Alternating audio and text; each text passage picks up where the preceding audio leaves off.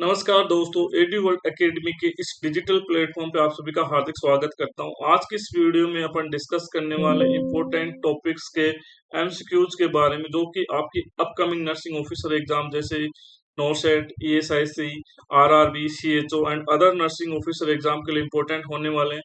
आज की क्लास के जो क्वेश्चन हैं वो बहुत सेलेक्टिव टॉपिक से लिए गए हैं। आपके अपकमिंग नर्सिंग ऑफिसर एग्जाम के लिए वेरी वेरी इंपॉर्टेंट होने वाले हैं। आज की क्लास से आपको हर एग्जाम के अंदर 2 से 3 क्वेश्चन देखने को जरूर मिलेंगे, तो आपको बिना किसी स्किप के पूरी क्लास को देखना है। अगर चैनल पे फर्स्ट बार आए हैं तो चैनल को सब्सक्राइब करें, बेल आइकन दबा के नोटिफिकेशन ऑन करें, जिससे कि आपको timely notification nursing officer exam के रिगार्डिंग रिजल्ट, एडमिट कार्ड और रिक्रूटमेंट के रिगार्डिंग आपको मिल सके। आप हमारे व्हाट्सएप ग्रुप से जुड़ सकते हैं। व्हाट्सएप नंबर रहेंगे यहाँ पे 9394117930। इन व्हाट्सएप नंबर से आप हमसे जुड़ सकते हैं। आपकी नर्सिंग के अंदर कोई भी हेल्प चाहिए तो वो आपको व्हाट्सएप ग्रुप के द्वारा मिल जाएगी। बिना किसी टाइम के वेस्ट के आज का वीडियो स्टार्ट करते हैं। आज का फर्स्ट क्वेश्चन देखते हैं अपन। A client expressing difficulty breathing and increased pulmonary congestion was prescribed furosemide 40 mg to be given intravenously after an hour, which assessment value indicate that the therapy has been effective। कि एक patient है जिसको क्या हो रहा था कि patient को सांस लेने के अंदर डिफिकल्टी हो रही थी, इसके अलावा उसको पुलमोनरी कंजेशन बढ़ रहा था। तो डॉक्टर ने प्रिस्क्राइब किया था 40 mg फोर्सेमाइड, जो कि आईवी दिया जा चुका है। 1 घंटे के बाद असेसमेंट किया जा रहा है। तो इसके अंदर कौन सी जो वैल्यू है उससे पता चलेगा कि जो आईवी फुर्सेमाइड दिया गया है वो इफेक्टिव है, उसका इफेक्ट अच्छा आ चुका है। सबसे पहले अपन बात करते हैं ऑप्शन 4 की। The serum potassium has decrease from 4.7 milliequivalent to 4.1 milliequivalent per litre. Sodium का ये सॉरी पोटेशियम का नॉर्मल लेवल पोटेशियम का नॉर्मल लेवल पता होना चाहिए। सबसे पहले पोटेशियम नॉर्मल लेवल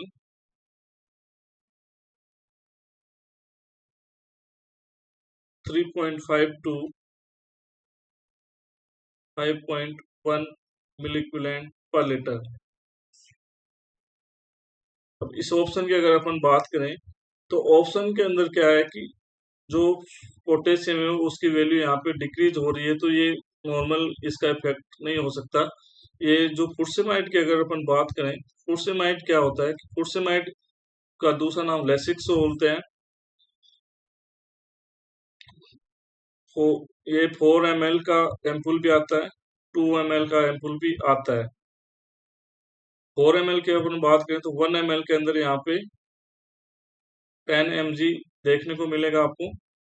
यहाँ पे दिया गया है कि यहाँ पे इसका एम्पुल दिखाया गया, इस तरह का एम्पुल देखने को आपको मिलेगा हॉस्पिटल सेटअप के अंदर। अगर आप प्रैक्टिकल बेसिस पे अगर बात करें तो इस तरह का एम्पुल देखने को मिलेगा। 4 ml के अंदर आपको 40 mg देखने को मिलेगा। 2 ml के अंदर आपको 20 mg देखने को मिलेगा। अगर आप 4 ml का एम्पुल लगाए, 40 mg प्रिस्क्राइब है तो एक एम्पुल लगाएंगे। अगर 2 ml है और उसके अंदर 20 mg है तो अगर 40 mg एडवाइज है तो यहाँ पे 2 एम्पुल यहाँ पे लगाया जाएगा, तो 40 mg यहाँ पे डोज पूरी हो जाएगी। अपन बात करें यहाँ पे हर इंजेक्शन के साथ यहाँ पे लिखा होता है ईच ml कंटेंट फुर्सेमाइड। यहाँ पे देखा 10 mg की, इसका मतलब है कि 1 ml के अंदर 10 mg फुर्सेमाइड है। यहाँ पे 1 ml बराबर 10 mg। आपको हर इंजेक्शन के ऊपर ये देख के डोज को पेशेंट को एडमिनिस्टर करना है। इसके अलावा अपन बात करें यहाँ पे आईपी लिखा है तो इसका होता है इंडियन फार्माकोलॉजी या इंडियन फार्मा। काफी ड्रग के अंदर यूएसपी भी देखने को मिलेगा आपको, यूएसडी यूनाइटेड स्टेट, यूएसपी देखने को मिलेगा, यूएस फार्माकोलॉजी। तो अब अपन बैक में जाएं तो फुर्सेमाइड होता है, ये क्या होता है, डायूरेटिक होता है। डायूरेटिक होता है। डायूरेटिक की अपन बात करें तो डायूरेटिक के अंदर भी किस टाइप का होता है, loop loop diuretic. Loop loop diuretic होता है। लूप ऑफ हेनले पे काम करता है। क्या करवाता है, डायूरेसिस करवाता है। साइड इफेक्ट की अपन सबसे पहले बात करें तो साइड इफेक्ट यहाँ पे होगा हाइपोवोलेमिया करवाएगा, वॉल्यूम को कम करेगा। इसके अलावा अपन बात करें यहाँ पे ये हाइपोकैलिमिया करवाएगा, पोटेशियम को बाहर भेजेगा, हाइपोकैलिमिया करवाएगा। इसके अलावा अगर लंबे टाइम तक पेशेंट को दिया जा रहा है तो ऑटोटॉक्सिसिटी भी करवा सकता है, ऑटोटॉक्सिसिटी पेशेंट के अंदर करवा सकता है। तो ये अपन साइड इफेक्ट के बारे में देखें। अब ऑप्शन अपन थर्ड की बात करते हैं। Blood pressure has decrease from 118/64 mmHg to 106/62 की बीपी ड्रॉप हो गए। हालांकि बीपी ड्रॉप करता है, लेकिन यहाँ पे ये फर्स्ट प्रायोरिटी यहाँ पे नहीं होने वाली। कंडीशन दी गई यहाँ पे difficulty breathing and increase pulmonary congestion, मतलब यहाँ पे रेस्पिरेटरी वाली प्रॉब्लम को यहाँ पे सही करना है, अपन को सिलेक्ट करना है कि सांस है तो आंस है। एबीसी के आधार पे देखें अपन, एयर ब्रीथिंग सर्कुलेशन के अकॉर्डिंग अपन को प्रायोरिटी यहाँ पे सेट करनी पड़ेगी। तो ऑप्शन 4 और ऑप्शन थर्ड यहाँ पे एलिमिनेट हो गए। The urine output has increase 400 ml, urine output को बढ़ाता है, लेकिन इसके अंदर श्योर नहीं है कि 400 ml ही बढ़ाएगा, तो यहाँ पे ये ऑप्शन कट हो जाएगा। ऑप्शन फर्स्ट की बात करें, the lungs are now clear upon auscultation, की लंग्स एकदम की जो लंग्स को अस्कल्ट करने पे एकदम क्लियर आवाज, क्लियर साउंड वहां पे सुनाई दे रहे हैं। तो इसका मतलब ये है कि यहाँ पे जो डिफिकल्टी ब्रीथिंग थी, जो उसको डिस्निया बोला जाता है, वो प्रॉब्लम सॉल्व हो चुकी है। इसके अलावा यहाँ पे इंक्रीज पुल्मोनरी कंजेशन था कि लंग्स के अंदर हाइपर वॉल्यूम हो गया था, जिससे कि लंग्स लंग्स के अंदर प्रॉब्लम, रेस्पिरेटरी प्रॉब्लम आ रही थी। तो फुर्सेमाइड देने से ये जो हाइपर वॉल्यूम है, जो लंग्स के अंदर पुल्मोनरी कंजेशन कर रहा था, फ्री लोड को कम कर रहा था, ज्यादा कर रहा था, फ्री लोड को इसने कम कर दिया फुर्सेमाइड ने। तो यहाँ पे ये राइट आंसर यहाँ पे जाने वाला है कि जो लंग्स के जो कंजेशन हो रहा था, पुल्मोनरी कंजेशन, वो यहाँ पे क्लियर हो चुका है। नेक्स्ट अपन बात करते हैं। वीडियो में आगे बढ़ने से पहले, अगर आप किसी भी नर्सिंग ऑफिसर एग्जाम की तैयारी करें तो एडी वर्ल्ड अकेडमी के एप्लीकेशन पे आपको नर्सिंग बुलेट्स देखने को मिलेगी, जो जिनका आप रिविजन करके अपनी एग्जाम के अंदर स्कोर अच्छा कर सकते हैं।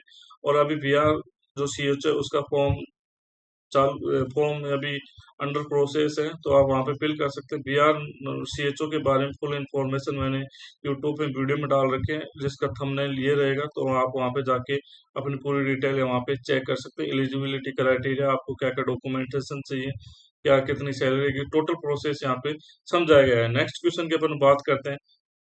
Skin closure with heterograft will be performed on a client with a burn injury. When the client asks the nurse where the heterograft come from, the nurse should explain it is from which source. कि एक patient को skin closure के द्वारा, skin closure हुआ है, हेटेरोग्राफ्ट हुआ है, patient को बर्न इंजरी हुई थी, उस वजह से उसको वहां पे हेटेरोग्राफ्ट हुआ है। मोस्टली 3rd डिग्री बर्न के अंदर ये इसकी स्किन ग्राफ्टिंग की जरूरत पड़ सकती है। तो हेटेरोग्राफ्ट जो नर्स से है, उससे पेशेंट पूछ रहा है कि हेटेरोग्राफ्ट है वो कहाँ से आया, इसका सोर्स क्या है, तो नर्स उसको क्या एक्सप्लेन करेगी। ऑप्शन अपन 4 की बात करें, a man made synthetic source, कि हेटेरोग्राफ्ट ये मैन मेड सिंथेटिक सोर्स यहाँ पे नहीं है, तो ऑप्शन 4 यहाँ पे एलिमिनेट हो गया। ऑप्शन 3 की बात करें, the burn client them salvage, तो बर्न क्लाइंट अगर सेम स्पीसीज और सेम पेशेंट का लेते हैं तो इसको बोला जाता है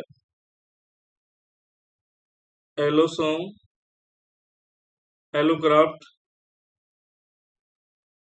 और होमोग्राफ्ट, कि पेशेंट का खुद का ले रहे हैं, तो उसको बोला जाता है ऑटोग्राफ्ट।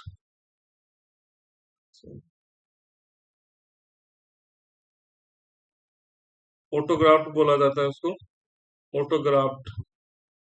खुद का ले रहे हैं तो ऑटोग्राफ्ट हमेशा खुद की जो स्किन है एक जगह से लेकर दूसरी जगह पे लगाई जाती है पेशेंट को। ऑप्शन ए की बात करें तो कैडेवर यहाँ पे क्या होता है कि कैडेवर यहाँ पे डेड बॉडी होती है, कि डेड बॉडी से लिया गया है, लेकिन यहाँ पे सेम स्पीसीज रहेगी। सेम स्पीसीज से लेते हैं तो यहाँ पे क्या होता है, यहाँ पे होता है होमोग्राफ्ट ग्राफ्ट या फिर एलोग्राफ्ट, एलोग्राफ्ट यहाँ पे होगी सेम स्पीसीज। तो यहाँ पे हेटेरोग्राफ्ट यहाँ पे नहीं है, तो ऑप्शन फर्स्ट भी यहाँ पे एलिमिनेट हो गया, थर्ड भी यहाँ पे एलिमिनेट हो गया। एक और बात करें अपन यहाँ पे कि जो आइसोग्राफ्ट होता है, आइसोग्राफ्ट होता है identical twins, identical twins identical twins की जुड़वा लोगों की स्किन अगर एक दूसरे के ऊपर एक दूसरे को लगाई जाती है, ग्राफ्ट की जाती है, तो उसको बोलता है आइसोग्राफ्ट। यहाँ पे ऑप्शन एक बचा है अनदर एनिमल स्पीसीज, कि यहाँ पे अदर स्पीसीज से रहेगा और एनिमल से रहेगा, तो इसको हेटेरोग्राफ्ट और जीनोग्राफ्ट बोला जाता है। हेटेरोग्राफ्ट एंड जीनोग्राफ्ट इसको बोला जाता है। यहाँ पे स्पीसीज भी क्या होगी, डिफरेंट स्पीसीज यहाँ पे देखने को मिलेगी। तो आपको ये सब चीजें याद रखनी। आगे इसके बारे में अगर डिटेल से अपन देखें, तो जैसे मैंने आपको बताया था, ऑटोग्राफ्ट एक tissue transfer from one part of the body to another, यहाँ पे स्पीसीज रहेगी यहाँ पे same. Tissue from one part of other body part, मतलब ऑटो खुद की बॉडी पार्ट से लेके खुद अदर बॉडी पार्ट पे लगाना, उसको बोलते हैं ऑटोग्राफ्ट। होमोग्राफ्ट जैसे मैंने आपको यहाँ बताया, होमोग्राफ्ट को जैसे मैंने यहाँ बताया, ऑटोग्राफ्ट होता है वो हो गया। होमोग्राफ्ट की अपन ने यहाँ पे बात की थी, होमोग्राफ्ट को एलोग्राफ्ट बोला था अपन ने। यहाँ पे होमोग्राफ्ट क्या होता है, एलोग्राफ्ट एक ही चीज होती है, tissue transferred from genetically different individual of the same species. यहाँ पे पर्सन मैन अलग अलग होंगे, मैन अलग अलग होंगे, लेकिन यहाँ की स्पीसीज है वो यहाँ पे सेम रहेगी, स्पीसीज यहाँ पे सेम होने वाली है। तो स्पीसीज यहाँ पे डिफरेंट नहीं होगी, तो इसको बोला जाता है यहाँ पे होमोग्राफ्ट या फिर एलोग्राफ्ट। जीनोग्राफ्ट जैसे मैंने बताया, जीनोग्राफ्ट या फिर हेटेरोग्राफ्ट, जो कि मैंने आपको बताया। जीनोग्राफ्ट हेटेरोग्राफ्ट क्या होता है, जीनोग्राफ्ट हेटेरोग्राफ्ट के अंदर होता ये है, यहाँ पे एक graft transferred from an individual of one species into individual of another species के अंदर, इसके अंदर स्पीसीज अलग होगी। मोस्ट कॉमनली इसके अंदर क्या लिया जाता है, मोस्ट कॉमनली यहाँ पे लिया जाता है पिग स्किन,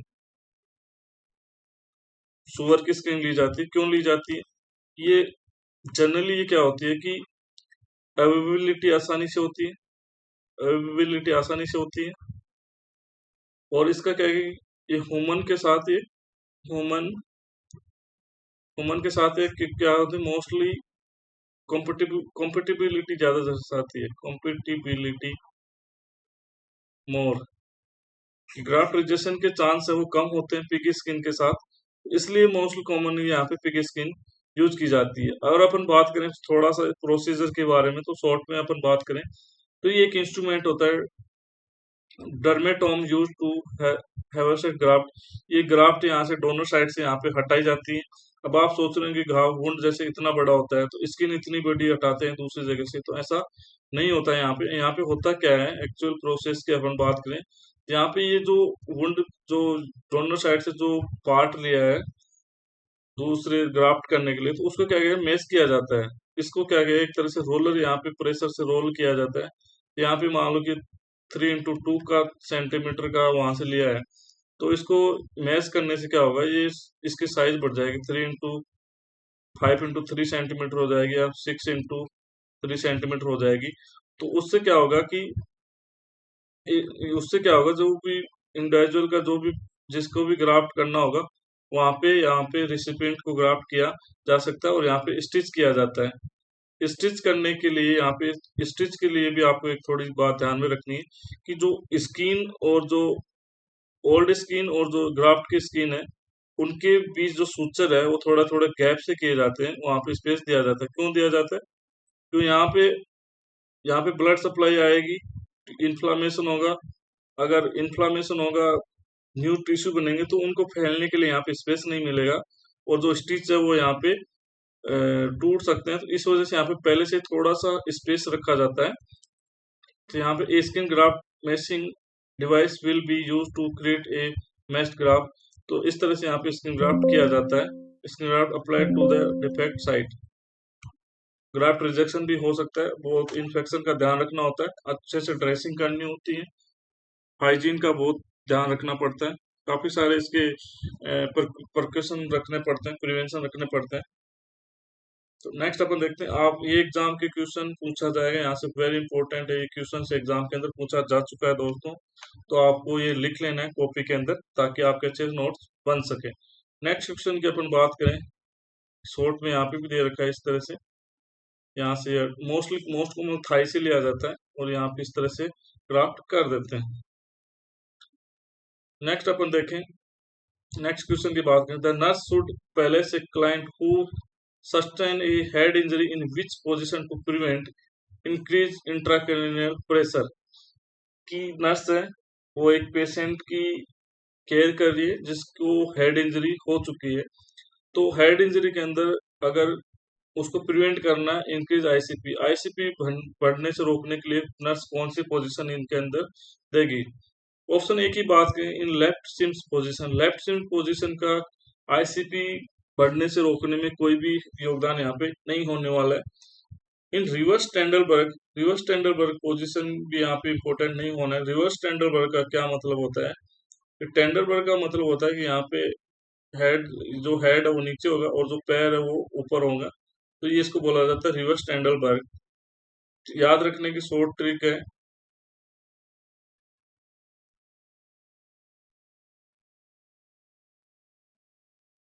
टेंडरबर्ग का मतलब होता है कि टांग ऊपर, पैर ऊपर रहेंगे और हेड नीचे रहेगा, ये है टेंडरबर्ग। और रिवर्स टेंडरबर्ग का मतलब है, रिवर्स टेंडरबर्ग की अगर बात करें तो यहाँ पे हेड रहेगा अप पे और फीट रहेगा लो में, पैर रहेंगे नीचे और हेड रहेगा। तो इसका इंक्रीज आईसीपी में इस पोजीशन का कोई भी मतलब नहीं है, कोई हेल्प यहाँ पे नहीं होने वाली है। नेक्स्ट अपन बात करें थर्ड ऑप्शन की, with the head elevated on A small flat pillow. Head elevated small pillow पे नहीं करेंगे, फ्लैट पिल्लो पे नहीं करेंगे, पिल्लो यहाँ पे कोई योगदान रहेगा, कोई योगदान नहीं रहेगा इस पोजीशन का। राइट आंसर यहाँ पे जाना है, with the head of the bed elevated at least 30 degree. यहाँ पे पोजीशन देंगे पेशेंट को semi Fowler, semi Fowler position देंगे पेशेंट को। सेमी फाउलर पोजीशन पेशेंट को हेड हेड थोड़ा सा अप रखेंगे, हेड को क्या करें मिड लाइन रखना है, मिड लाइन,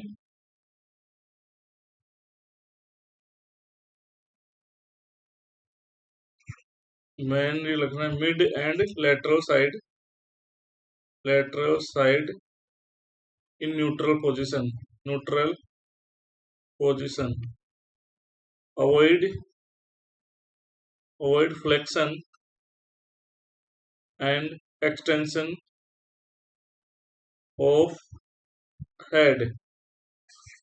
आईसीपी वाले पेशेंट, इंक्रीज आईसीपी पेशेंट के अंदर अवॉइड करना होता है हेड के फ्लेक्शन और एक्सटेंशन को। इसके अलावा लेटरल पोजीशन, ये मिड लाइन, हेड को मिड लाइन रखना होता है और हेड को थोड़ा सा लेटरल पोजीशन दे सकते हैं न्यूट्रल पोजीशन के अंदर। इससे क्या है कि आईसीपी वो नहीं बढ़ेगा।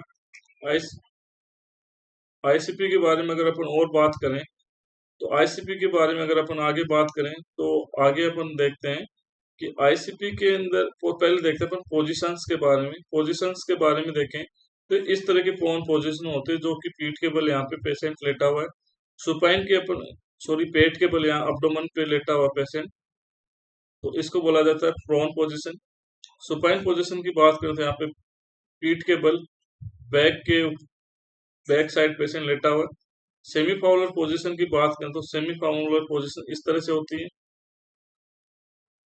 45 से 60 degree semi Fowler position. Fowler position की बात करें तो 30 से लेकर 35 डिग्री यहाँ पे रहेगी Fowler position. Fowler position, Trendelenburg position की बात करें, जैसे मैंने बताया था, टेंडरबर्ग के अंदर टांग ऊपर रहेंगे, फिट बोल सकते हैं अपन, फिट में भी टी आ रहा है और टेंडरबर्ग में भी टी आ रहा है।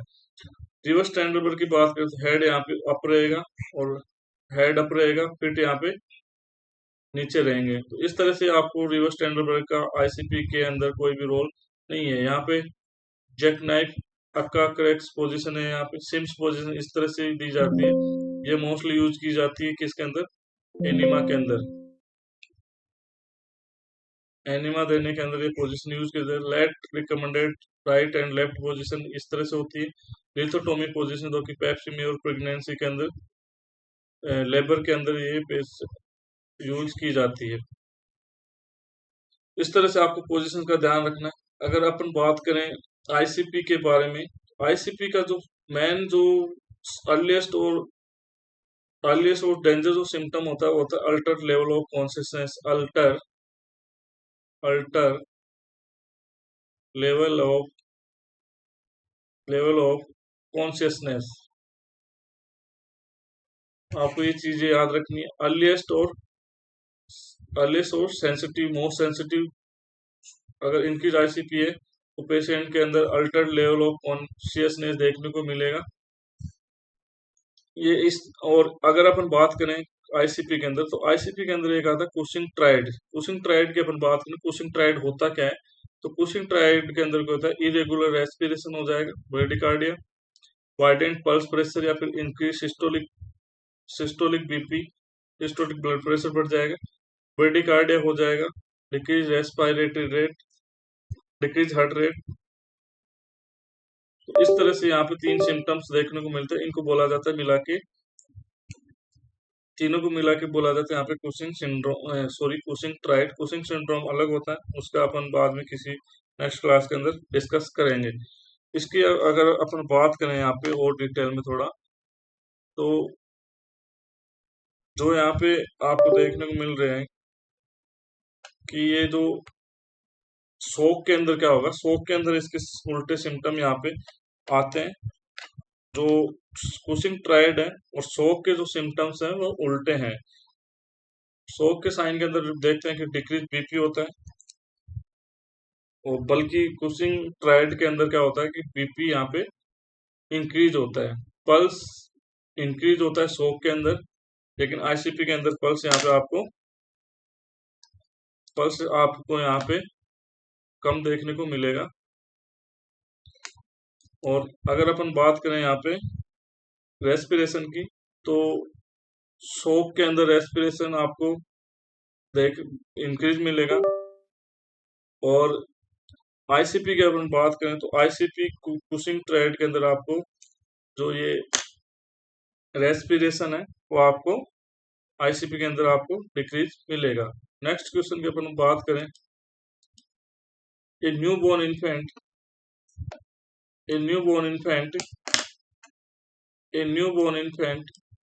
is diagnosed with esophageal atresia, which assessment finding support this diagnosis। सबसे पहले अपन बात करते हैं कि क्वेश्चन कहना क्या चाह रहा है, कि क्वेश्चन कहना चाह रहा है कि एक इन्फेंट है डायग्नोस्ड हुआ है इसोफेजियल अट्रेसिया के साथ। इसके अंदर कौन सा जो असेसमेंट फाइंडिंग है जो इस डायग्नोसिस को सपोर्ट करती है। कहना चाह रहा है कि जो इसोफेजियल अट्रेसिया है उसके साइन सिम्टम्स कौन सा है, असेसमेंट कौन सा है, या साइन सिम्टम कौन सा है यहाँ पे देखने को मिल रहा है। इनडायरेक्टली क्वेश्चन आपसे ये पूछना चाह रहा है। तो अपन बात करें passage of large amount of frothy stool, तो यहाँ पे फ्रोथी स्टूल का यहाँ पे लार्ज अमाउंट के अंदर पास होने का कोई भी कॉन्सेप्ट नहीं होता है। इसोफेजियल अट्रेसिया आ रहा है तो इसका मतलब है कि प्रॉब्लम किसके अंदर है, इसोफेगस के अंदर है। प्रॉब्लम कहाँ देखने को मिलेगी आपको, इसोफेगस के अंदर। अट्रेसिया वर्ड का मतलब होता है कि एक मेडिकल कंडीशन है, एक कंडीशन। अट्रेसिया के अंदर क्या होता है कि कोई भी जो बॉडी की जो कैविटी या ओरिफिस है, वो या तो क्लोजिंग रहती है या फिर अच्छे से यहाँ पे ओपन नहीं होती है, नॉट प्रॉपर ओपन, या फिर क्या है कि अदर ऑर्गन के अंदर खुल जाती है। क्लोजिंग रहेगी इसकी। एट्रेसिया का मतलब ये होता है कि एक स्ट्रक्चर है जो जो उसको खुलना था किसी कैविटी के अंदर, ओरिफिस के अंदर, लेकिन वो खुल नहीं पाई है, तो इस उसके वर्ड को बोला, उस कंडीशन को बोला एट्रेसिया। तो इस कंडीशन के अंदर कौन कौन से जो सिम्टम्स है वो देखने को मिलेंगे। तो passage passage of large amount of frothy stool ये देखने को नहीं मिलेगा। डायफ्रेगमेटिक ब्रीथिंग ये भी यहाँ पे देखने को नहीं मिलेगा। सोलोड रिफ्लेक्सेस, सोलोड रिफ्लेक्स यहाँ पे किसी तरह का देखने को नहीं मिलने वाला है। यहाँ पे रहेगा कंटिन्यूस ड्रूलिंग, कंटिन्यूस ड्रूलिंग देखने को मिलेगा। इसोफेजियल अट्रेसिया है, मतलब इसोफेज जो इसोफेगस है वो प्रॉपर यहाँ पे स्टोमक के अंदर खुल नहीं रही है। हुआ क्या है कि जैसे स्टोमक जो इसोफेगस है उसको इस तरह से बनना था और यहाँ पे स्टोमक से कनेक्ट होना था। हुआ क्या है कि जो इसोफेगस इस तरह से बन गई और इस तरह से बन गई और इस तरह से यहाँ पे बन गई। तो यहाँ पे क्या हुआ कि यहाँ पे अट्रेसिया यहाँ पे ओपनिंग हुई नहीं, ओपनिंग यहाँ पे कनेक्ट होनी थी लेकिन यहाँ पे नहीं हुई। तो इस वजह से यहाँ पे देखने को इसोफेजियल अट्रेसिया कंडीशन होती है। यहाँ पर 3 साइन सिम्टम्स की अपन बात करें तो यहाँ पे होता है 3C। 3C की अपन बात करें तो यहाँ पे होता है चोकिंग, चोकिंग देखने को मिलेगी। इसके अलावा अपन बात करें तो साइनोसिस यहाँ पे देखने को मिलेगा, साइनोसिस, साइनोसिस देखने को मिलेगा। इसके अलावा कफिंग आपको यहाँ पे देखने को मिलेगा। और अगर अपन और अगर सिम्टम्स की बात करें तो यहाँ पे ड्रूलिंग देखने को, ड्रूलिंग, ड्रूलिंग ऑफ सलाइवा। स्टो जो भी इसोफेगस के अंदर जो भी खाएंगे तो वो इसोफेगस के अंदर ही यहाँ पे स्टोर रहेगा, तो यहाँ पे वापस आएगा तो यहाँ पे चोकिंग हो सकती है। और यहाँ पे ट्रेकिया के अंदर भी जो पार्ट जो भी फ्लूइड वगैरह है वो ट्रेकिया के अंदर जा सकता है, तो वहां पे भी साइनोसिस देखने को मिल सकता है, रेस्पिरेटरी अरेस्ट वगैरह। कफिंग यहाँ पे कफ रिफ्लेक्स यहाँ पे देखने को मिलेगा। ड्रिलिंग तो यहाँ से माउथ के द्वारा जो भी एक्यूमुलेशन रहेगा वो माउथ के द्वारा यहाँ पे ड्रूलिंग हो जाएगा, एक तरह से कंटिन्यूस ड्रूलिंग वहां पे देखने को मिल सकती है। इसोफेजियल अट्रेसिया की अगर अपन आगे बात करें तो अट्रेसिया का जैसे मैंने बताया, atresia is a medical condition where a passage और orifice in the body is either close और मिसिंग, कि क्लोज रहती है या फिर मिस हो जाती है। इस कंडीशन को बोला जाता है, ये कंजेनाइटल एनोमली होती है, congenital anomaly, genetic genetic anomalies बोल सकते हैं कि जेनेटिक होती है बच्चे के अंदर। तो जैसे मैंने बताया कि ये इसोफेगस इस तरह से है, ये यहाँ पे ट्रेकिया है, ट्रेकिया आगे होती है, इसोफेगस पीछे होती है, ये यहाँ पे अट्रेसिया हो गया। यहाँ पे ये जो इसका अदर पार्ट है इसोफेगस का वो यहाँ पे ट्रेकिया के साथ अटैच हो गया। इस तरह से यहाँ पे ये स्ट्रक्चर आपको देखने को मिलेगी। नेक्स्ट अपन इसका टाइप देखते हैं कि ट्रोकियो इसोफेजियल फिस्टुला भी यहाँ पे बन जाता है। तो अपन देखते हैं कि कौन कौन से कंडीशन आपको यहाँ पे देखने को मिल सकती है। यहाँ से आपसे क्वेश्चन पूछा जा सकता है, classification of oesophageal अट्रेसिया and ट्रेकियो oesophageal fistula. Type A की बात करें, टाइप ए यहाँ पे मोस्ट कॉमन, अगर सबसे पहले अपन बात करें तो मोस्ट कॉमन आपसे पूछा जाता है, मोस्ट कॉमन टाइप कौन सा होता है, टाइप सी। यहाँ टाइप से क्वेश्चन आते हैं। एच सेप कौन सा होता है, तो यहाँ पे टाइप ई होता है। या आपको क्वेश्चन बता रहा हूँ डायरेक्ट। टाइप ए की बात करें, टाइप ए के अंदर क्या है, oesophageal atresia without ट्रोकियो oesophageal fistula. यहाँ पे हुआ क्या है कि ट्रोकियो इसोफेजियल अट्रेसिया है, यहाँ पे इसोफेगस वो अट्रेसिया हो चुका है, क्लोजिंग यहाँ पे क्लोज्ड है यहाँ पे, ठीक है। यहाँ से अब क्या हो, विदाउट ट्रोकियो इसोफेजियल फिस्टुला, कि ट्रेकिया के अंदर किसी भी तरह का अटैचमेंट यहाँ पे इसका नहीं है, तो ये है oesophageal atresia without ट्रेकियो oesophageal fistula. Fistula का मतलब होता है एक तरह से स्ट्रक्चर के अंदर ओपनिंग बना लेना, आपस में स्ट्रक्चर का जुड़ जाना, ओपनिंग बना लेना। मतलब यहाँ पे जैसे यहाँ पे ओपनिंग होती नहीं जनरली, लेकिन यहाँ पे ओपनिंग बन जाएगी, ये ओपनिंग है, खुलनी इसको यहाँ थी, अटैच इसके साथ होना, लेकिन ट्रे के अंदर खुल गई। टाइप बी की बात करें तो oesophageal atresia with ट्रोकियो oesophageal fistula to proximal oesophageal segment. कि इसोफेजियल अट्रेसिया, ट्रोकोइसोफेजियल फिस्टुला भी है। फिस्टुला किसके साथ है? Proximal segment of oesophageal segment. Oesophagus का जो प्रोक्सिमल सेगमेंट, प्रोक्सिमल का क्या मतलब होता है? प्रोक्सिमल मतलब पास वाला। यहाँ पास वाले सेगमेंट का यहाँ पे फिस्टुला हो गया, टाइप बी है।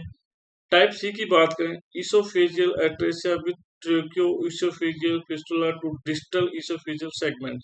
डिस्टल का मतलब होता है दूर वाले पार्ट के साथ यहाँ पे ट्रेकिया के अंदर फिस्टुला बन गया। एट्रेसिया यहाँ पे सेम है, तो यहाँ पे आ गया oesophageal atresia with tracheo oesophageal fistula with proximal की जगह यहाँ पे आ जाएगा distal part of distal segment of oesophagus. इस तरह से यहाँ पे टाइप सी हो गए, मोस्ट कॉमन यही देखने को मिलता है। टाइप डी की बात करें यहाँ पे, तो टाइप डी के अंदर क्या होगा, ये यहाँ पे ये फिस्टुला बन गया है, और ये जो ये जो डिस्टल पार्ट है ये भी ट्रेकिया के अंदर फिस्टुला बन गया है। Oesophageal atresia with tracheo oesophageal fistula to proximal and distal oesophageal segment. ये दोनों जो पार्ट खुले हैं, दो पार्ट ट्रेकिया के अंदर खुल चुके हैं। इसोफेगस के दोनों पार्ट जो अटैच होने चाहिए थे, दोनों अटैच नहीं हो पाए, लेकिन दोनों पार्ट यहाँ पे डबल, अपन बोल सकते हैं डबल फिस्टुला यहाँ पे बन चुका है। तो मैंने आपको क्वेश्चन बता दिया, मोस्ट कॉमन ये होता है, most common type C. S shape का होता है टाइप ई। ई वाले की बात करें अपन टाइप ई की, तो ट्रोकियो इसोफेजियल फिस्टुला विदाउट अट्रेसिया। कि ट्रोकियो इसोफेजियल फिस्टुला बना है यहाँ पे क्या अट्रेसिया नहीं है, इसोफेगस है वो पूरी यहाँ पे बनी है, लेकिन क्या हुआ कि ट्रोकियो जो इसोफेगस है उसने क्या किया, ट्रेकिया के साथ यहाँ पे ओपनिंग कर ली, कनेक्शन बना लिया। तो इस तरह से यहाँ पे टाइप ई हो गया, यहाँ पे फिस्टुला बना है, लेकिन यहाँ पे विदाउट इसोफेजियल अट्रेसिया। तो इस तरह से आपको ये क्वेश्चन याद रखना है, इंपॉर्टेंट क्वेश्चन है। एग्जाम के अंदर आपसे इमेज देके पूछा जा सकता है कि टाइप कौन सा है। टाइप ए की बात करें तो इस तरह होगा, टाइप बी की बात करें तो इस तरह से होगा, टाइप सी की बात करें मोस्ट कॉमन यही होता है। टाइप सी यहाँ पे अट्रेसिया होगा, और यहाँ पे डिस्टल पार्ट के साथ यहाँ पे फिस्टुला यहाँ पे बन जाएगा। और टाइप डी की बात करें तो यहाँ पे दो जगह फिस्टुला बन रहा है। डबल फिस्टुला किसके अंदर बनता है? टाइप डी के अंदर। अट्रेसिया विदाउट अट्रेसिया फिस्टुला किसके अंदर बनता है? टाइप ई के अंदर। इस तरह से आपको क्वेश्चन देखने को मिल सकते हैं। नेक्स्ट अपन बात करें, which observation by nurse indicate a need to suction a client with endotracheal tube attached to a mechanical ventilator? Select all data apply। कि एक नर्स ऑब्जर्व कर रही है, पेशेंट मैकेनिकल वेंटिलेटर पे है, ईटी ट्यूब लगी हुई है, इसके अंदर कौन कौन सी जो इंडिकेशन है, कौन कौन सी जो कंडीशन है जो बताएंगे कि यहाँ पे सक्शन पेशेंट का करना चाहिए। ऑप्शन अपन 6 की बात करें, high alarm pressure identify bye ventilator. अगर हाई प्रेशर अलार्म बज रही है तो यहाँ पे ये सक्शन करना पड़ेगा। अगर अपन वेंटिलेटर अलार्म की बात करें तो यहाँ पे देगा होल्ड, आपको याद रखना है होल्ड। अगर हाई प्रेशर अलार्म बज रहा है तो यहाँ पे क्या होगा, ऑब्स्ट्रक्शन। हाई प्रेशर अलार्म की वजह से क्या होगा, हाई प्रेशर अलार्म क्या इंडिकेट करता है? ऑब्स्ट्रक्शन। ऑब्स्ट्रक्शन, ये कहीं ना कहीं ट्यूब के अंदर ऑब्स्ट्रक्शन आ गया। होल्ड आपको याद रखना है। अगर लो प्रेशर की बात करें, low pressure alarm alarm high pressure alarm की अपन बात करें, high pressure low pressure alarm की बात करें तो यहाँ पे D for disconnect, tube disconnected, disconnected. Low pressure alarm आ रहा है मतलब ट्यूब डिस्कनेक्टेड यहाँ पे हो चुकी है। तो आपको ये इंपॉर्टेंट चीज याद रखना है दोस्तों, कोई नहीं बताएगा आपको इतनी इंपॉर्टेंट चीजें। ऑप्शन 5 की बात करें, low peak inspiratory pressure on ventilator, इसकी कोई जरूरत नहीं है इसके अंदर सक्शन की। Apical pulse rate of 32 beat per minute normal condition है, इसके अंदर भी जरूरत नहीं है सक्शन की। Visible mucus bubbling in the ET tube, ET tube के अंदर एक विजिबल म्यूकस बल्बिंग दिख रही है, मतलब वहां पे सीक्रेशन जमा हो चुके हैं, वहां पे सक्शन की जरूरत पड़ेगी। तो यहाँ पे राइट आंसर थर्ड भी जाएगा, 6 भी जाएगा। ऑप्शन 2 की बात, क्लाइंट नोटेबली रेस्टलेस है तो अपन को सक्शन करना पड़ेगा। Option A audible crackles crackle sound सुनाई दे रहे हैं तो भी लंग्स के अंदर वहां पे सीक्रेशन जमा है, तो इस वजह से यहाँ पे सक्शन करना पड़ेगा। सक्शन करने से पहले आपको क्या याद रखना है कि पेशेंट को हाइपरऑक्सीजनेटेड करना है। Pre suction and after suction, after suction 100% oxygenation, patient को ऑक्सीजनेटेड करना है। इस तरह से यहाँ पे आपको ये सब चीजें याद रखनी है। ये मैंने बता दिया, ये चीज आपको इम्पोर्टेंट रहने वाली है, आपको याद रखनी है। नेक्स्ट अपन बात करें, एक क्लाइंट इज इंटुबेटेड, सक्शन टाइम की बात करें यहाँ पे, पीटी ट्यूब लगाया तो यहाँ पे कंटिन्यू अपन 15 सेकंड तक यहाँ पे सक्शन कर सकते हैं, 15 सेकंड तक सक्शन कर सकते हैं। सक्शन प्रेशर की अपन बात करें, सक्शन प्रेशर एडल्ट के अंदर वॉल वाली मशीन से तो यहाँ पे 120 से 160 या 180 तक यहाँ पे प्रेशर यूज किया जा सकता है। बच्चों के अंदर ये 100 से 120 यूज करना होता है। और ट्रेकिया की बात करें, ट्रेकिया के अंदर सक्शन टाइम यहाँ पे 10 सेकंड तक होता है, नॉट मोर देन 10 सेकंड्स। ये चीजें आपको याद रखनी है। सक्शन से पहले प्री ऑक्सीजनेशन करना है, पोस्ट ऑक्सीजनेशन यहाँ पे करना है। नेक्स्ट अपन देखते हैं, A client is intubated and receiving mechanical ventilation. The primary health care provider has added 7 centimeter of positive and expiratory pressure. PEP के यहाँ पे फुल फॉर्म आपसे पूछी जा सकती है। To the client ventilator setting, the nurse should assess for which expected but adverse effect of PEP. कि इसके अंदर की एक्सपेक्टेड कौन सी कंडीशन देखने को मिलेगी और एडवर्स इफेक्ट PEP का कौन सा देखने को यहाँ पे मिल सकता है। ऑप्शन ए की बात करें अपन, option A decrease peak pressure on ventilator, इसका ये यहाँ पे नहीं होने वाला है। Increase rectal temperature from 98 degree Fahrenheit to 100, fever का यहाँ पे वेंटिलेटर से कोई लेना देना नहीं है। फीवर के कोई भी इन्फेक्शन, अदर इन्फेक्शन की वजह से भी फीवर यहाँ पे फैल सकता है, तो ऑप्शन सेकंड भी यहाँ पे एलिमिनेट हो गया। Decrease heart rate from 78 to 64 beat per minute, pulse यहाँ पे हार्ट रेट हो यहाँ पे डिक्रीज नहीं होगा। Systolic blood pressure decrease from 122 to 98 mmHg, yes systolic pressure यहाँ पे कम होगा। कैसे होगा इसकी अपन बात करें तो जो पैप होता है ये क्या करता है, पैप ये थोरेसिक कैविटी के अंदर प्रेशर बढ़ाता है। Thoracic cavity pressure, thoracic cavity के अंदर प्रेशर इंक्रीज होता है, उससे क्या होता है, उससे क्या होता है कि हार्ट थोड़ा सा काम कम करता है, हार्ट हार्ट फंक्शन डिक्रीज थोड़ा हो जाता है। इस वजह से वो क्या करेगा, सिस्टोलिक प्रेशर है वो यहाँ पे थोड़ा कम हो जाएगा, तो ये एडवर्स इफेक्ट पैप का देखने को आपको मिलेगा। और जो पल्स रेट है वो अगर बीपी बढ़ रहा है, बीपी सॉरी घट रहा है, तो पल्स रेट यहाँ पे इंक्रीज होगी, नॉट डिक्रीज। यहाँ पे डिक्रीज है इसलिए आंसर यहाँ पे गलत है। पल्स ये सिस्टोलिक प्रेशर है यहाँ पे डिक्रीज होने वाला है, तो ये यहाँ पे आंसर रहेगा।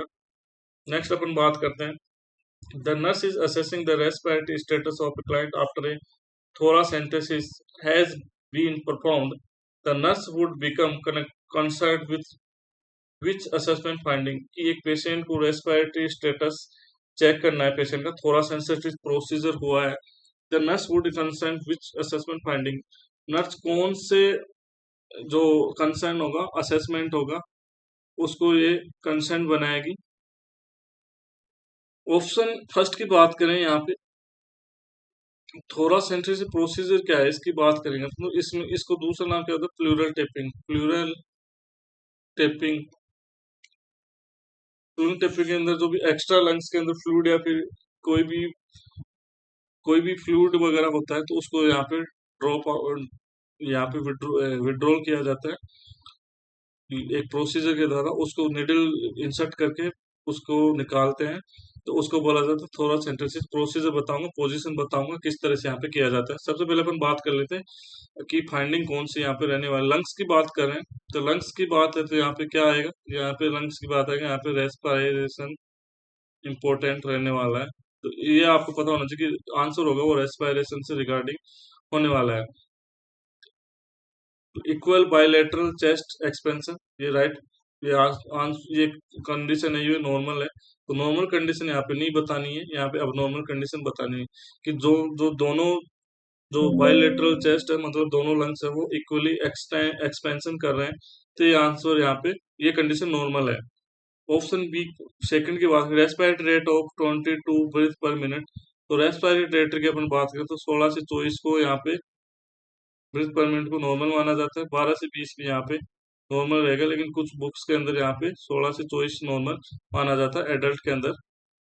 इस ऑप्शन के अकॉर्डिंग 16 से 24 यहाँ पे सही रहेगा, 22 यहाँ पे नॉर्मल कंडीशन है। तो नॉर्मल यहाँ पे अब कंसर्न नहीं बनेगा, मतलब आपको अब नॉर्मल कंडीशन बतानी है।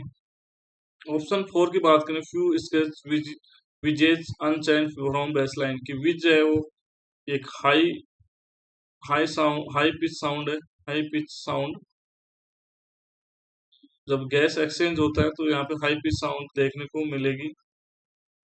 ये लेकिन ये abnormal condition, unchecked base line, तो ये कंडीशन यहाँ पे अबनॉर्मल नहीं बनेगी, ये कंडीशन यहाँ पे नॉर्मल मानी जाएगी। ऑप्शन थर्ड की बात करें, diminish breath sound on the affected side, तो ये यहाँ पे कंसर्न बनेगा। अफेक्टेड साइड के अंदर डिमिनिश ब्रीथ साउंड हो रहा है, मतलब यहाँ पे क्या होगा, यहाँ पे एयर भर गई, न्यूमोथोरेक्स यहाँ पे हो चुका है, न्यूमोथोराक्स कंडीशन अगर यहाँ पे हो चुकी है।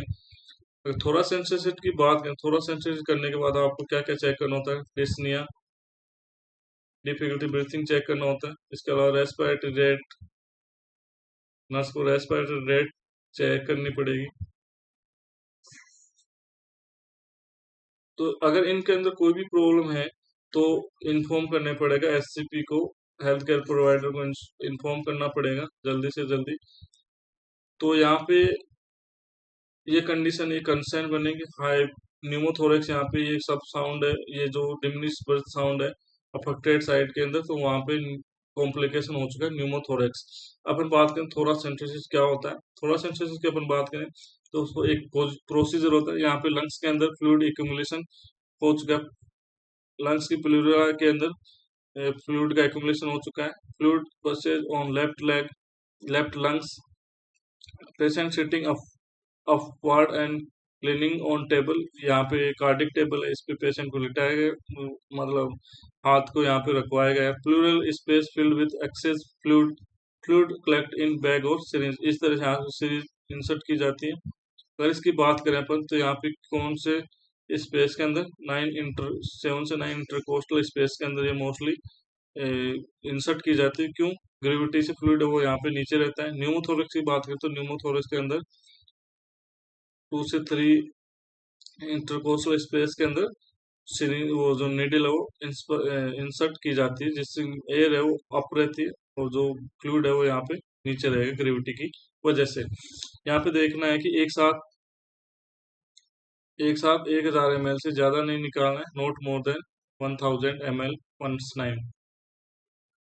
तो पेशेंट के अंदर हाइपोवोलीमिया देखने को मिल सकता है। इस वजह से अगर यहाँ पे बात करें कि यहाँ पे लंग्स है, यहाँ पे ये मसल्स है, यहाँ पे फैट है, ये स्किन है, यहाँ पे प्लूरल केविटी है, ये रिब्स है, ये लंग्स की प्लूरा है, निडिल है, प्लूरा की दो जो लेयर होती हैं, अंदर वाली होती है विसरल, बाहर वाली होती है पैराइटल। फ्लूइड की बात करें तो यहाँ पे फ्लूइड एक्यूमुलेट हो रखा है, इस तरह से इस बैग के अंदर ये फ्लूइड है वो यहाँ पे ड्रेन हो जाएगा फ्लूइड ग्रेविटी की वजह से। यहाँ इंटरकोस्टल स्पेस इस तरह से दिखाया गया है, ये लंग्स है। तो थोड़ा सिंथेसिस प्रोसेस इस तरह से होता है। अगर पेशेंट बैठ नहीं पा रहा है तो पेशेंट लेट सकता है, तो इस तरह से यहाँ पे किया जाता है puncture point, haemothorax, pleural effusion, effusion इस तरह से यहाँ पे देखो ये प्लूरल पॉइंट है, पंचर पॉइंट है सॉरी, इस तरह से यहाँ पे पेशेंट को पोजीशन देनी होती है।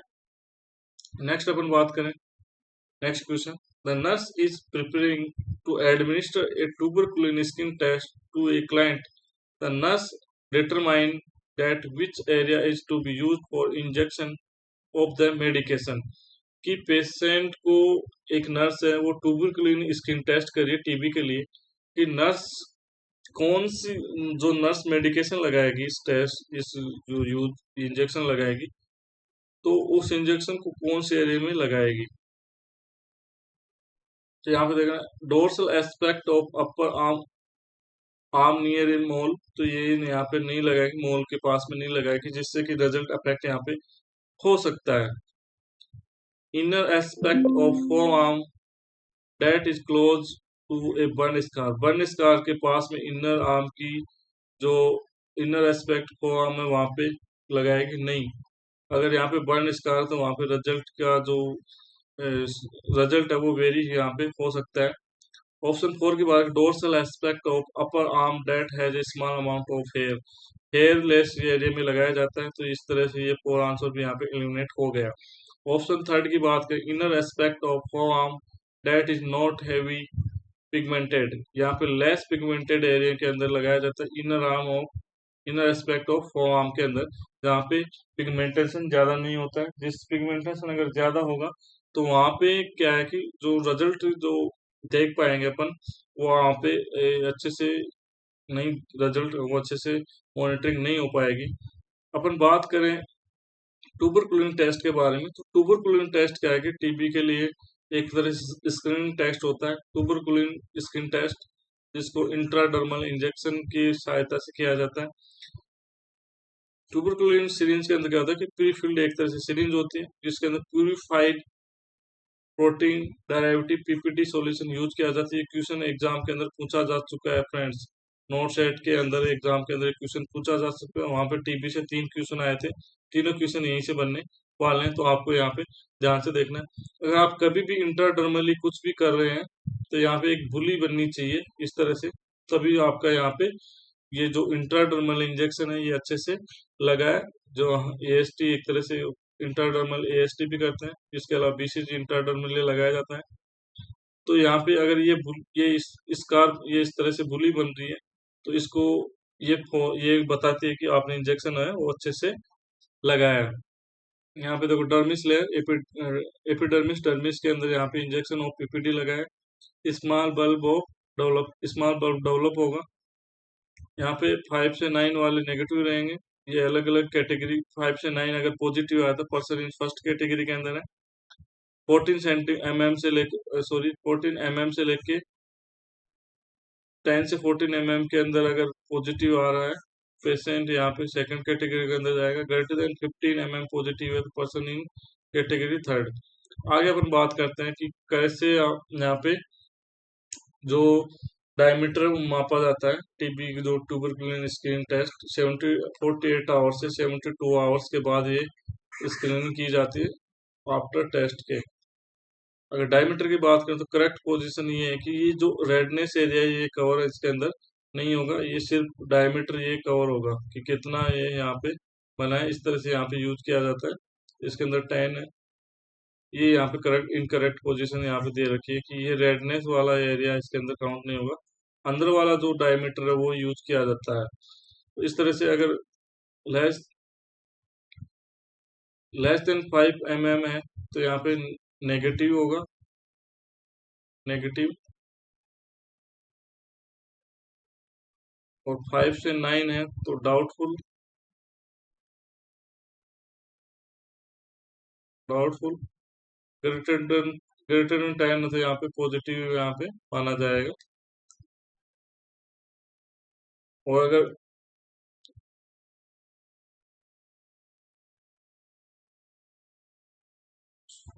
ये यहाँ अगर लेस देन 5 के अंदर 5 के अंदर ये इम्यूनो कॉम्प्रोमाइज पेशेंट के अंदर पॉजिटिव माना जाता है।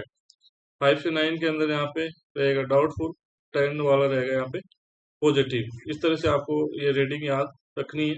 नेक्स्ट क्वेश्चन की अपन बात करें, which question should the nurse ask when assessing a client for possible manifestation of Meniere's disease?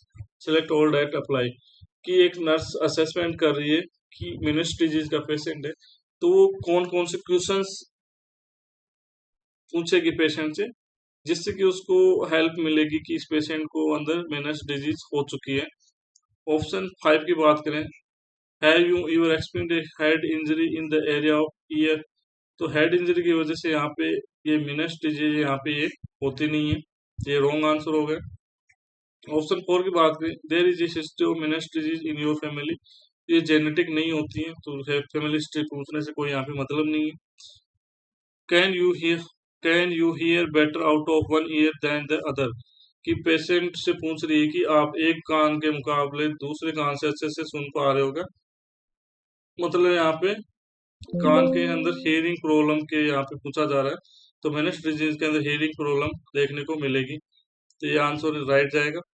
इसके अलावा सेकंड की बात की, are you prone to vertigo that can last for days, कि आपको वर्टिगो मतलब आपको चक्कर आ रहे हैं लास्ट कुछ दिनों से, तो मेनिस डिजीज के अंदर वर्टिगो चक्कर आते हैं। ऑप्शन 2 वाला भी राइट रहेगा।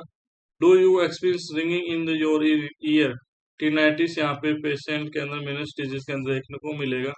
ऑप्शन 1 2 3 तीनों यहाँ पे सिलेक्ट ऑल अप्लाई के अंदर तीनों ऑप्शन यहाँ पे राइट होने वाले। मेनिस डिजीज की बात करें तो मेनिस डिजीज के अंदर क्या होता है कि जो कान के अंदर एंडोलिम्फ एक फ्लूइड होता है, एंडोलिम्फ फ्लूइड होता है, वो उससे क्या होता है कि वो या तो इस बीमारी के अंदर ज्यादा बनेगा, इंक्रीज और डिक्रीज, इंक्रीज और डिक्रीज हो सकता है, उस वजह से मेनिस डिजीज यहाँ पे अकर होती है। इसके अंदर क्या होता है, लो सोडियम डाइट देनी पड़ती है, लो सोडियम डाइट। सर्जरी भी इसकी की जा सकती है।